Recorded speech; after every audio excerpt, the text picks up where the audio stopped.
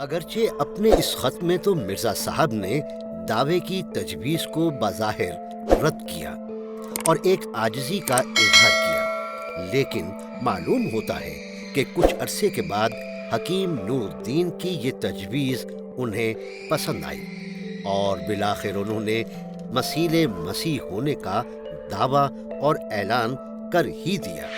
سن 1891 میں مرزا صاحب کی کتاب فتح الاسلام شائع ہوئی، جس میں انہوں نے اعلان کیا کہ وہ مسیح مسیح اور مسیح موعود ہیں۔ سن 1891 ہی میں ان کی 2 اور کتابیں یعنی توضیح مرام اور ازالۂ اوہام شائع ہوتی ہیں، جن میں اسی دعوے کو بار بار دہرایا گیا۔ مسیح جو آنے والا تھا یہی مرزا ہے۔ مرزا صاحب نے تواتر سے یہ بات کہنا شروع کی کہ احادیث میں جن عیسیٰ ابن مریم کی پیش گوئی ہے وہ محض ایک استعارہ ہے۔ مرزا صاحب کے بقول عیسیٰ ابن مریم سے مراد ہے ایسا شخص جو ان کے مثل ہو، یعنی مسیح مسیح، اور مرزا صاحب کہتے ہیں وہ دراصل میں ہی ہوں۔ سو اس عاجز کو اور بزرگوں کی فطرتی مشابت سے علاوہ حضرت مسیح کی فطرت سے ایک خاص مشابت ہے، اور اسی فطرتی مشابت کی وجہ سے مسیح کے نام پر بھی عاجز بھیجا گیا۔ مرزا صاحب نے مسیح مسیح اور مسیح موعود کا دعویٰ تو کر دیا، لیکن اس کے ساتھ ہی کچھ مشکلات پیدا ہو گئی۔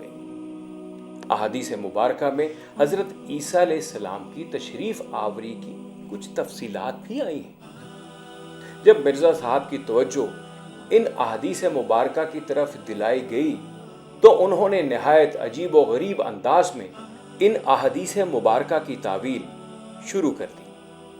حقیقت یہ ہے کہ اگر ان تعویلوں کو درست تسلیم کر لیا جائے تو تعبیر اور تشریح کے سارے قوانین تلپٹ ہو جائیں اور تعبیر کا فن ایک مذاق بن جائے۔ پہلا مسئلہ تو یہ درپیش آیا کہ حضرت عیسیٰ علیہ السلام کا نزول دمشق میں ہوگا، جبکہ مرزا صاحب قادیان میں ہیں۔ دمشق اور قادیان کے فرق کو ان پڑھ بھی جانتے ہیں۔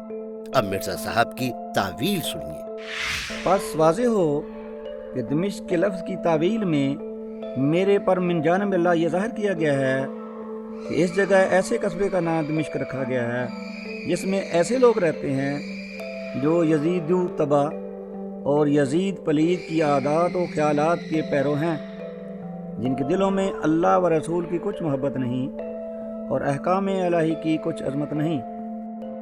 دمشق کا لفظ محض استعارہ کے طور پر استعمال کیا گیا ہے۔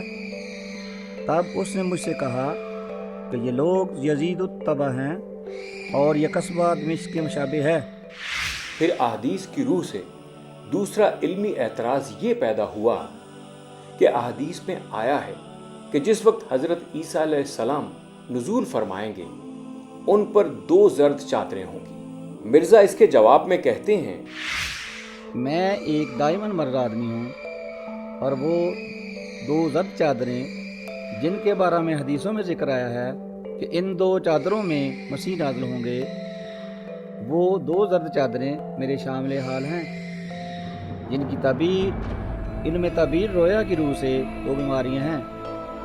تو ایک چادر میرے اوپر کے حصہ میں ہے کہ ہمیشہ سر درد اور دوران سر اور کمی خواب اور تشنج دل کی بیماری دورہ کے ساتھ آتی ہے، اور دوسری چادر جو میرے نیچے کے حصہ بدن میں ہے وہ بیماری ذیابیطس ہے، ایک مدت سے دامنگیر ہے، اور بسا اوقات 100 دفعہ رات کو یا دن کو پیشاب آتا ہے، اور اس قدر کثرت پیشاب سے جس قدر عوارض ذوف وغیرہ ہوتے ہیں وہ سب میرے شامل حال رہتے ہیں۔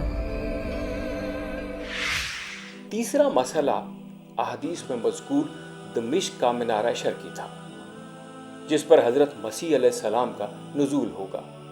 یہاں مرزا غلام احمد نے دمشق کے لفظ کی طرح اس کی تعویل کی زحمت برداشت کرنے کی بجائے یہی مناسب جانا کہ قادیان کے مشرقی حصے میں ایک مینار ہی تعمیر کر دیا جائے۔ انہوں نے سن 1900 میں اس بات کا فیصلہ کیا اور حسب معمول مینار کی تعمیر کے لیے چندہ شروع کر دیا، لوگوں کو ترغیب دی اور 1902 میں اس مینارے کا سنگ بنیاد بھی رکھ دیا۔ اگرچہ اس مینارے کی تکمیل ان کی زندگی میں نہ ہو سکی۔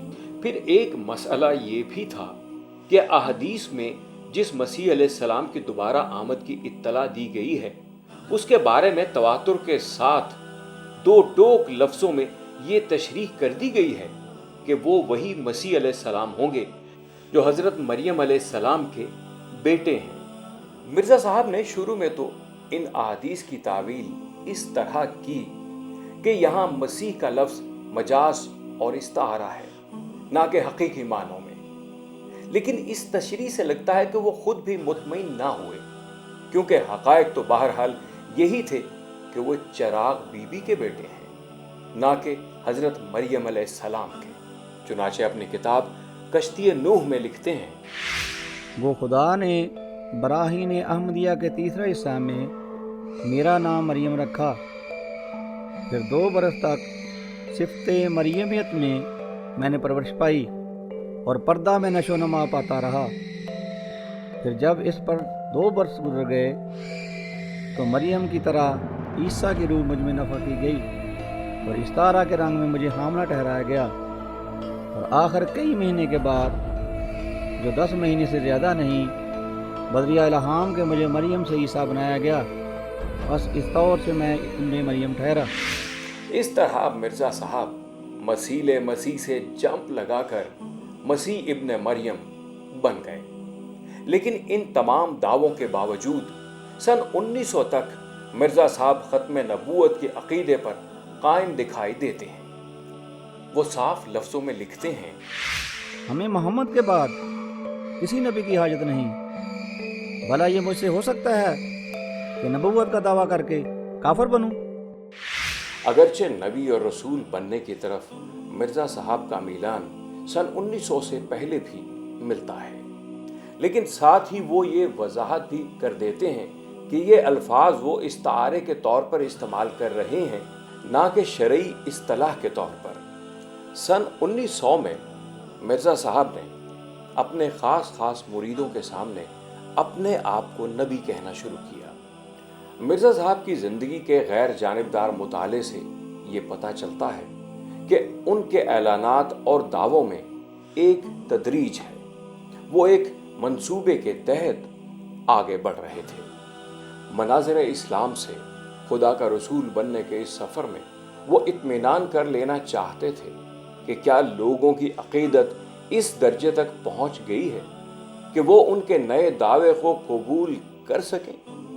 مرزا صاحب کے خیال میں یہ وقت آ چکا تھا، چنانچہ انہوں نے بہت واضح انداز میں نبوت کا دعویٰ کرنا شروع کیا۔ انہوں نے 1902 میں ایک رسالہ تحفۃ الندوہ کے نام سے لکھا۔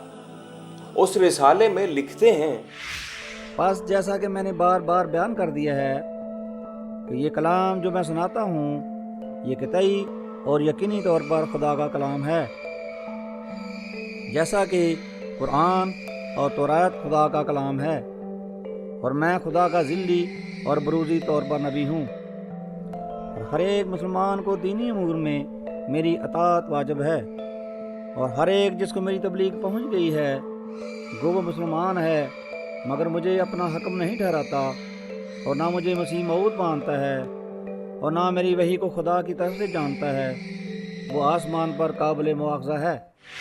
مرزا صاحب حالات و واقعات کے مطابق اپنے دعووں میں ترمیم بھی کرتے رہتے تھے۔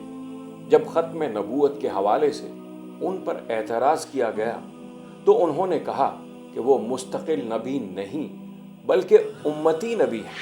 جیسے شاعری میں ایک اصطلاح ہوتی ہے شدر غربا، دو انمل چیزوں کو جوڑ دیا جائے، یا تو نبی ہوگا یا امتی ہوگا۔ امتی نبی کا مطلب ہوا کہ میں پرندہ انسان ہوں، میں اندھا بینا ہوں، میں بہرا شنوا ہوں، یہ کیا مطلب ہوا ان چیزوں کا؟ یہی ہے، یہ سب چیزیں عبرت دلاتی ہیں کہ حق سے انحراف کس طرح عقل کو خبط کر دیتا ہے۔ ہمیں یہ بات ضرور ذہن میں رکھنی چاہیے کہ پیغمبر اصل میں ملت کی اساس ہوتا ہے۔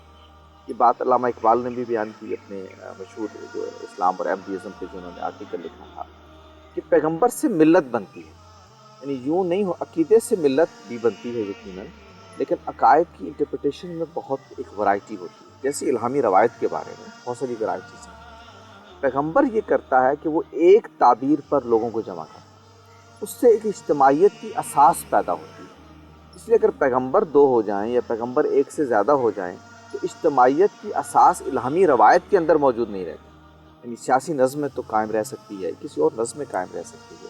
جب ہم الہامی روایت میں کسی اجتماعیت کے لیے اساس کو تلاش کرتے ہیں تو پیغمبر کے وجود کے سوا ہمیں کوئی اساس نہیں ہوتی۔ اس لیے جیسے ہی ہم اپنے پیغمبر کو جدا کرتے ہیں، اس کا لازمی نتیجہ ہے، ہم چاہیں یا نہ چاہیں، ہم ایک نئی ملت کی بنیاد رکھ رہے ہیں۔ جب کوئی آدمی یہ دعویٰ کرتا ہے کہ میں پیغمبر ہوں، تو یہ واضح ہے کہ وہ اصل میں ایک نئی مذہبی اجتماعیت کی بنیاد رکھ رہا ہے۔ وہ چاہے یا نہ چاہے، وہ جو بات کہتا رہے، وہ کہتا رہے کہ میں کوئی بروزی پیغمبر ہوں، یہ کہتا رہے کہ میں کوئی ذلی پیغمبر ہوں، لیکن یہ بات واضح ہے کہ جیسے ہی وہ اپنے آپ کو پیغمبر ڈکلیئر کرتا ہے، اس کے بعد یہ متعین ہو جاتا ہے کہ اب ایک نئی ملت کی بنیاد رکھ دی گئی۔ تو رسالت مآب صلی اللہ علیہ وسلم نے وہ اجتماعیت کی اساس فراہم کی۔ اب یہ تو ہو سکتا ہے جیسے انہوں نے خود فرمایا، اس کی تجدید اور احیاء کا کام ہوتا رہے۔ یہ تو ہوگا کہ علماء آتے رہیں گے، فقہاء آتے رہیں گے، اہل علم اٹھتے رہیں گے جو اس دین کی تعبیر و تشریح کرتے رہیں گے، لیکن یہ تعبیر و تشریح کسی دعوے کے ساتھ نہیں ہوگی۔ یعنی اس تعبیر اور تشریح کا مطلب یہ ہے کہ ہم نے جیسے اللہ کی کتاب کو سمجھا، ہم نے جیسے اللہ کے پیغمبر صلی اللہ علیہ وسلم کی سنت اور دین کو سمجھا، ان کے بیان کرتا، ہم اس کو بیان کر رہے ہیں۔ اس میں اپنے طور پر وہ کوئی بات اضافہ نہیں کرتے، اور دوسری بات ہے کہ جو کچھ وہ کہتے ہیں وہ اس اسلوب میں کہتے ہیں کہ ہم جو کہہ رہے ہیں یہ ہماری تقویم ہے، ہمارے قدیم۔ آپ سارے اسلاف کے لٹریچر کو اٹھائیے، ان کی کتب کے آخر میں ایک جملہ آپ کو ملے گا، اور وہ ایک بات کہتے ہیں، ھذا ما ہندی واللہ عالم بالصواب۔ ہم نے جیسے سمجھا ہم نے بیان کر دیا، ہمارا کوئی دعویٰ نہیں ہے، صحیح بات کیا ہے یہ اللہ کے سوا کوئی نہیں جانتا۔ پیغمبر جو ہوتا ہے وہ دعوے کے ساتھ کھڑا ہوتا ہے، یہ بات یاد رکھنی چاہیے۔ پیغمبر دلیل کے ساتھ بعد میں کھڑا ہوتا ہے، دعوے کے ساتھ پہلے کھڑا ہوتا ہے۔ وہ دعوے کے حق میں دلیل فراہم کرتا ہے، لیکن دلیل اساس نہیں ہوتی اس کے مقدمے کی، اس کے مقدمے کی اساس دعویٰ ہوتا ہے۔ عام عالم جب گفتگو کرتا ہے تو وہ اپنے مقدمے کی اساس دعوے پر نہیں رکھتا، اپنی دلیل پر رکھتا ہے، اپنے استدلال پر رکھتا ہے۔ یہ فرق ہوتا ہے۔ تو ملت کے اندر مجددین پیدا ہوتے رہیں گے، احیاء کرتے رہیں گے دین کا، لیکن وہ دعوے پر نہیں کھڑے ہوں گے، وہ پھر دلیل پر کھڑے ہوں گے، اور آپ کے پاس یہ حق ہوتا ہے کہ اس دلیل کو قبول کرے، آپ کے پاس حق ہوتا ہے کہ اس کو رد کرے۔ ذلی کی کیا ضرورت ہے؟ اگر میرے پاس اصل کی گائیڈنس موجود ہے تو مجھے ثانوی کی کیا ضرورت ہے؟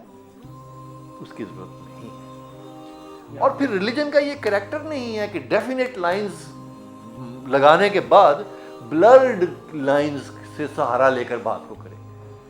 جب ایک ڈیفینیٹ پوزیشن آ گئی پروفٹ کی کہ وہ نبی تھے، رسول تھے، اللہ کی طرف سے بھیجے گئے تھے، قرآن نے کہا، انہوں نے کہا، دنیا نے گواہی دی، اور ہسٹوریکل ڈائلیکٹسزم سے بھی یہ بات نکلتی ہے کہ وہ اسی لائن کے آدمی ہیں، پھر بلرڈ لائنز کا سہارا لینے کی ضرورت کیوں ہے؟ کیا الٹی گنگا بلرڈ لائنوں سے چلتے ہوئے کلیئرٹی کی طرف تو جایا جا سکتا ہے، کلیئر لائنوں سے چلتے ہوئے بلرڈ لائن کی طرف آنا آپ الٹا چلانا چاہتے ہیں۔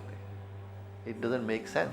دوسرا خلیفہ مرزا بشیر الدین محمود نے بھی مرزا صاحب کو نہ ماننے والوں کے لیے، جو مرزا صاحب کو سچا نہیں مانتے، ان کے لیے اسی بات کا فتویٰ دیا ہے کہ ہر ایک شخص جو موسیٰ علیہ السلام کو تو مانتا ہے مگر عیسیٰ علیہ السلام کو نہیں مانتا، یا عیسیٰ علیہ السلام کو تو مانتا ہے مگر محمد صلی اللہ علیہ وسلم کو نہیں مانتا، یا محمد صلی اللہ علیہ وسلم کو تو مانتا ہے مگر مسیح موعود یعنی مرزا کو نہیں مانتا، وہ نہ صرف کافر بلکہ پکا کافر اور دار اسلام سے خارج ہے۔ اب یہ حوالہ واضح طور پر اس بات کو واضح کرتا ہے کہ مرزا صاحب کو ذلی بروزی صرف نبی نہیں مانتے، یہ تمام احمدی حضرات موسیٰ علیہ السلام کی طرح، عیسیٰ علیہ السلام کی طرح اور محمد رسول اللہ علیہ وسلم کی طرح نبی مانتے ہیں۔ اگر ایسی بات نہ ہوتی تو پھر نہ ماننے والے کو کفر کا فتویٰ ان کے بارے میں نہ دیا جاتا کہ وہ کافر ہیں۔ پھر وہ کہنے لگے کہ وہ دراصل غیر تشریعی نبی ہیں، یعنی وہ نبی تو ہیں لیکن نئی شریعت لے کر نہیں آئے۔ لیکن ان کی تصانیف سے یہ بھی ثابت ہوتا ہے کہ وہ اپنے آپ کو مستقل صاحب شریعت نبی مانتے تھے۔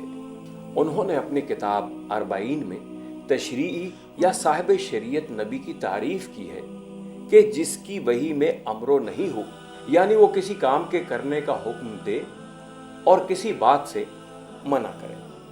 وہ مزید لکھتے ہیں کہ صاحب شریعت نبی کے لیے یہ ضروری نہیں کہ وہ نئے احکام لائے، اگر وہ گزشتہ نبی کے امر و نہیں کو جاری کرے تو وہ بھی صاحب شریعت نبی ہے۔ پھر وہ صاف دعویٰ کرتے ہیں کہ وہ اس تعریف کی روح سے صاحب شریعت نبی ہیں۔ وہ لکھتے ہیں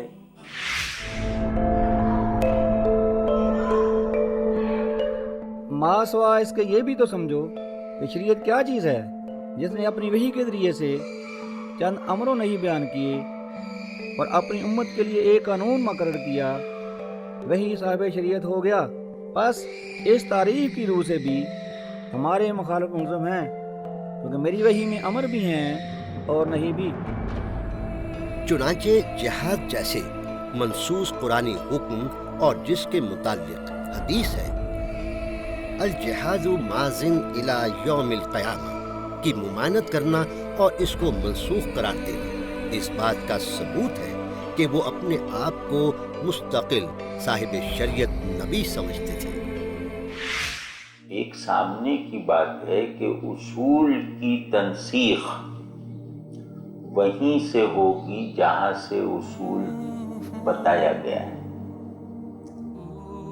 قرآن کا ناسخ غیر قرآن نہیں ہو سکتا، تو اگر جہاد کا حکم قرآن میں آیا ہے، اگر جہاد سنت کا ایک مین کانٹینٹ ہے، اگر جہاد سوانح نبوت کی ایک مرکزی روایت ہے، تو اتنے عظیم الشان اور تاریخ میں حق کو پریزنٹ رکھنے والے اصول کی تنسیخ کا سامان بھی قرآن سے اور رسول اللہ صلی اللہ علیہ وسلم کے فرمان سے ہونا چاہیے۔ نبوت کا دعویٰ کرنے کے بعد بھی شاید مرزا صاحب پوری طرح مطمئن نہ ہوئے، چنانچہ انہوں نے بہت سے عجیب و غریب دعوے کیے اور بعض دعووں میں انہوں نے اپنے آپ کو انبیاء علیہم السلام سے بھی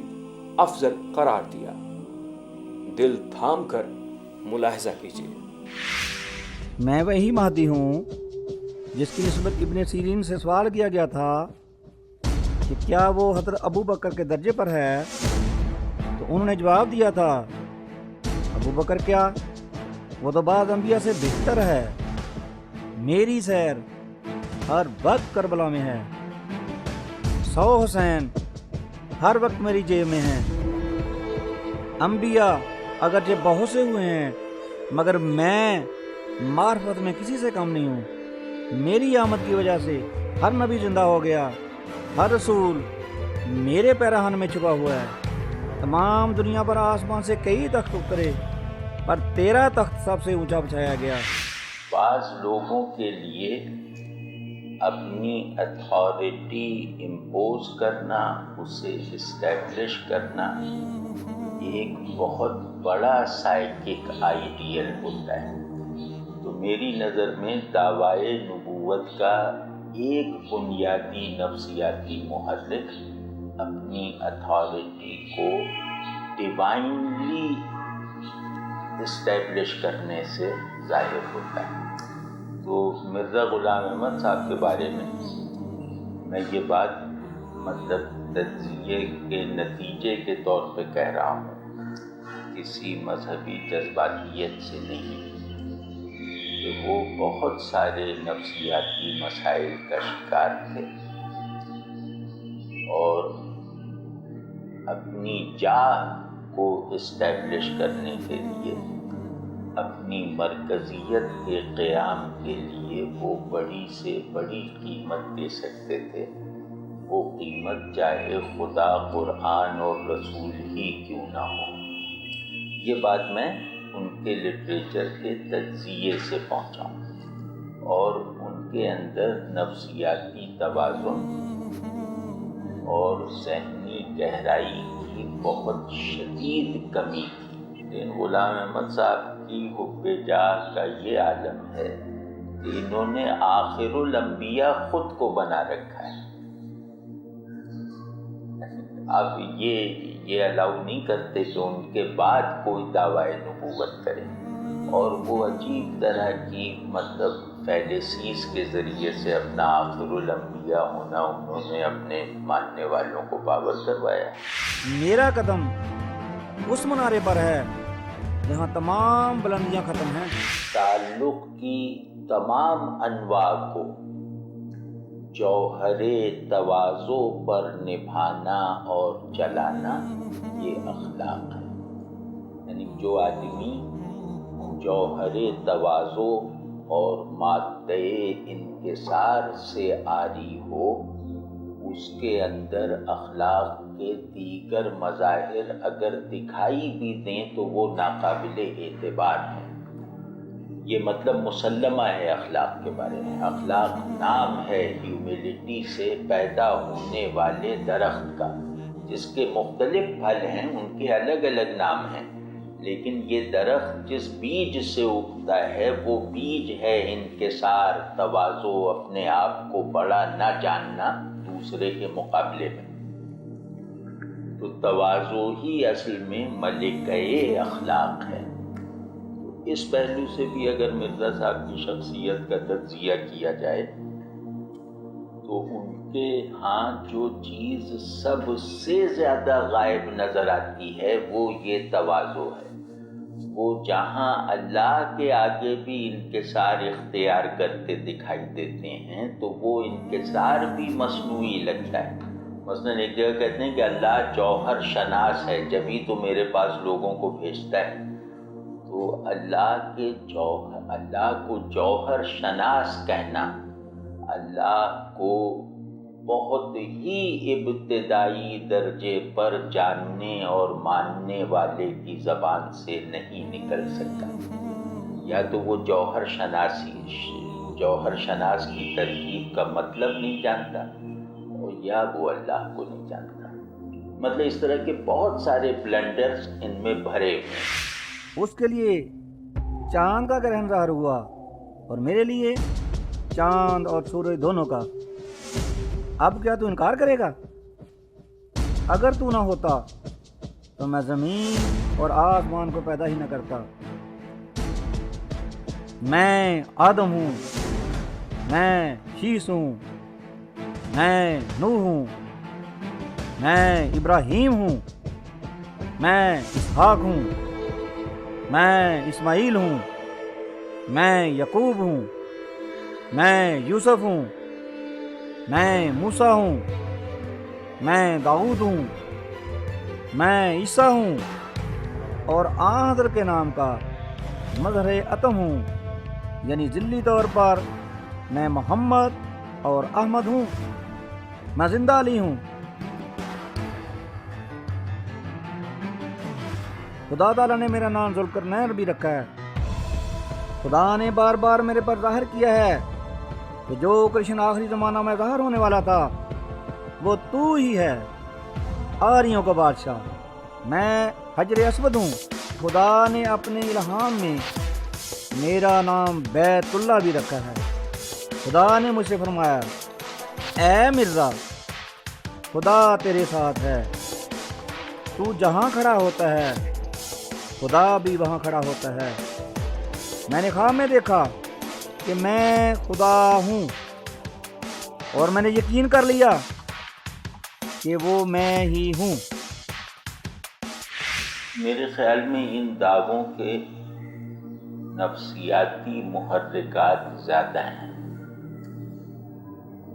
رسول اللہ صلی اللہ علیہ وسلم کے بعد جو مدعیان نبوت پیدا ہوئے میں ذرا سا سخت لفظ استعمال کروں تو یہ کہنے کی مجھے اجازت دیجیے کہ وہ مذہبی ذہن کے حامل لوگ نہیں تھے، وہ خدا پرستی کے خمیر سے بنے ہوئے لوگ نہیں تھے۔ ان کے کچھ مقاصد تھے اس دعوے کے پیچھے، جو مقاصد بہت دن تک اوجھل نہیں رہے۔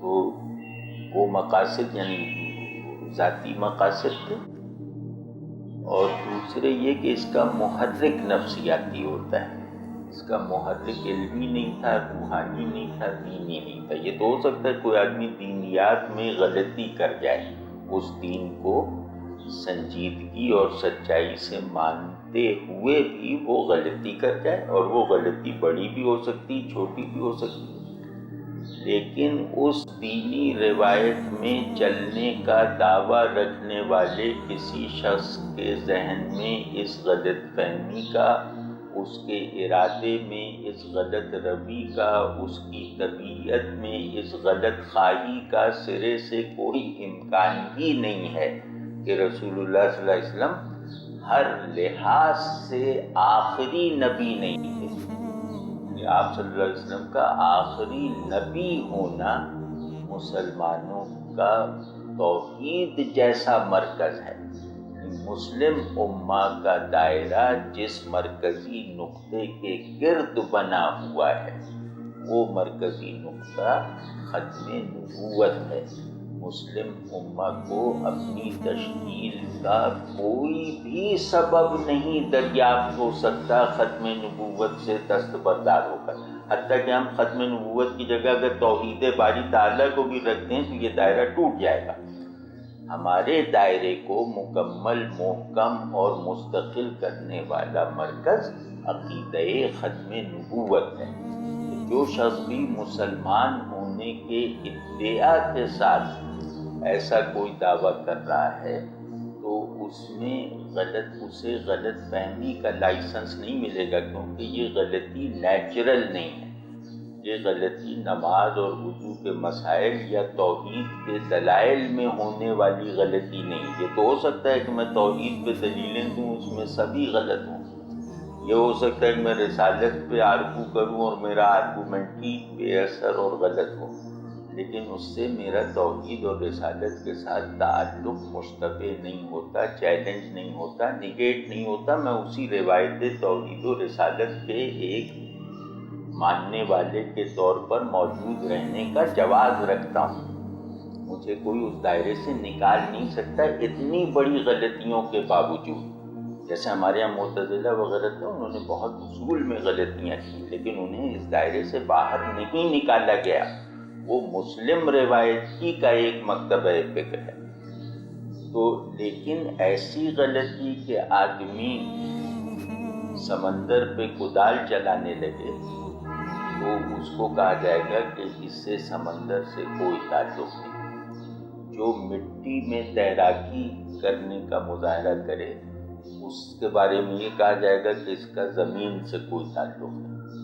اسی طرح جو اسلام میں ختم نبوت کے مسلمے میں کوئی گنجائش نکالنے کی کوشش کرے تو اس کے بارے میں یہ کہنا بھی اتنا ہی فطری ہے کہ اس کا اسلام سے کوئی تعلق نہیں، نہ ذہنی نہ ذوقی۔ ان بلند و باند دعووں کے ساتھ مرزا صاحب پوری امت مسلمہ کو جو انہیں تسلیم نہیں کرتی کافر قرار دینے لگے۔ مجھے الہام ہوا ہے کہ جو شخص تیری پیروی نہیں کرے گا اور تیری بیعت میں داخل نہیں ہوگا وہ خدا، اس کے رسول کی نافرمانی کرنے والا جہنمی ہوگا۔ خدا تعالیٰ نے میرے پر ظاہر کیا ہے کہ ہر ایک وہ شخص جس کو میری دعوت پہنچی ہے اور اس نے مجھے قبول نہیں کیا ہے وہ مسلمان نہیں ہے۔ مرزا بشیر الدین محمود اپنی کتاب آئینہ صداقت میں لکھتے ہیں، ہمارا یہ فرض ہے کہ غیر احمدیوں کو مسلمان نہ سمجھیں اور ان کے پیچھے نماز نہ پڑھیں۔ اس طرح بانی جماعت اور بعد میں آنے والے لوگوں نے خود ہی اپنے آپ کو ملت اسلامیہ سے منقطع کر لیا۔ دیکھیں جی، پاکستان جب بنا تھا تو انہوں نے اپنے آپ کو مسلمانوں سے ایک الگ، وہ تو کہتے ہیں جی ہمیں الگ کیا گیا، انہوں نے خود ابتدا ہی اس بات سے کی، انہوں نے کہا جی ہم ایک الگ مذہب ہے، اور انہوں نے اپنے آفیسرز کے نام بھی لسٹ باؤنڈری کمیشن کو دیے تھے، اور اس میں آرم سروسز کے اندر بھی جو ان کے لوگ تھے، سول سروس کے اندر لوگ تھے، جو ان کی کمیونٹی کی تعداد تھی وہ بھی بڑھا چڑھا کر انہوں نے یہ بیان کی کہ جی ہم نہ ہندو ہیں نہ مسلمان ہیں، ہم ایک الگ مذہب ہیں۔ اور ان کے جو بڑے تھے بشیر الدین محمود صاحب، ان سے کسی نے پوچھا کہ اگر کوئی مسلمانوں میں سے کوئی مر جائے تو اس کے جنازے میں شریک ہونا، ان کا قتل نہیں۔ انہوں نے کہا جی اگر کوئی بچہ فوت ہو جائے جس کو بھی پتہ بھی نہ ہو کہ آپ نے کوئی اعلان کیا ہوا نبوت کا کہ نہیں، انہوں نے کہا کہ یہ مذہب کا معاملہ ہے، یہ سوشل ریلیشن شپ کا معاملہ نہیں ہے، وہ اس میں بھی آپ شریک نہیں ہو سکتے۔ اس قدر سختی، تو اس وجہ سے یہ انہوں نے اپنے آپ کو خود الگ کیا۔ قائد اعظم صاحب کا جنازہ، اس کی تصویریں موجود ہیں جس میں ساری دنیا جنازہ پڑھ رہی ہے، بانی پاکستان کا، جنہوں نے ان کو وزیر خارجہ رکھا تھا، اور یہ جو ہے ایک پتھر سا ہے، اس کے اوپر بیٹھے ہوئے ہیں، وہ تصویر مجھے یاد ہے، بازو اوپر کیے ہوئے گرمی کی وجہ سے۔ تو بعد میں پریس والوں نے پوچھا ان سے کہ آپ جنازے میں شریک کیوں نہیں ہوئے؟ ان کا یہی سمجھ لیں کہ ایک اسلامی ملک کا میں غیر مسلم وزیر ہوں، یا ایک غیر مسلم ملک کا میں مسلمان وزیر ہوں، یعنی اگر وہ مسلمان ہے تو میں نہیں ہوں، اگر میں ہوں تو وہ نہیں ہے۔ اس لیے میں یعنی ایک تہذیبی سلسلے کے اندر ایک پرامن بقائے باہمی کے تحت غیر مسلم بھی جنازوں میں شریک ہو جاتے، کھڑے ہو جاتے ہیں، انہیں یہ بھی گوارا نہیں کیا۔